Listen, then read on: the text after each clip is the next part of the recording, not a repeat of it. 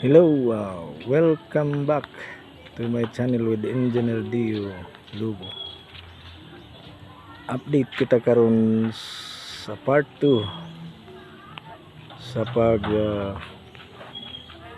buhos sa pusti diri sa balay ni Ma'am Chi Malabusa.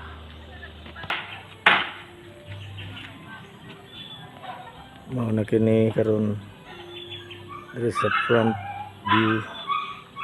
Nasugdan na og file ang tubangan sa gipustihan og una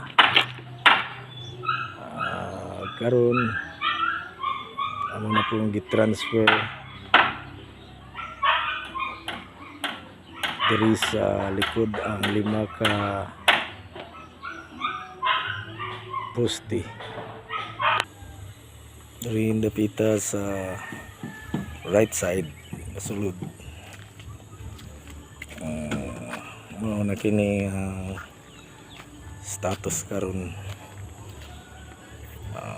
Kining kuana pustiha kahabugon na ni standard is 3 meters or 270 centimeter.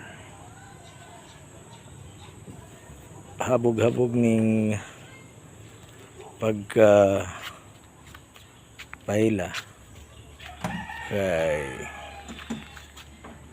alos 3 ka hollow blocks ang lubong bago mag-flooring tungod kay medyo magbahaan ning dapita, malunupan o maabot siyang tubig mo ng gilevel ni taman sa karsada para dili siya mabtan o tubig kung maabot ang baha. So karon kompleto na gyud ang ikaduhang piece sa pagbuhos sa puste. Mao na ni siya karon.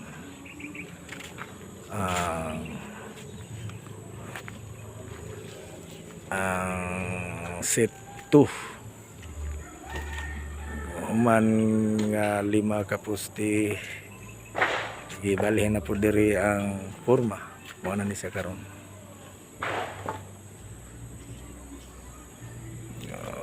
Okay, ready na ni siya. Ready na ni para sa susunod na pod na higayon.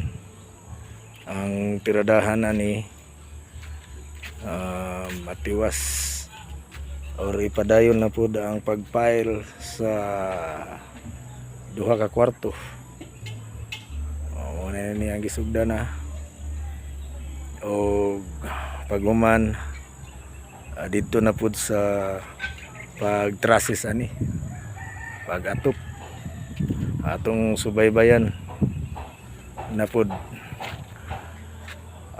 Okay, para makasubaybay mo muna masundan hantod mahumaning balaya, i-subscribe ang Engineer Dio Lugo Concept and Rings Design. Bye bye.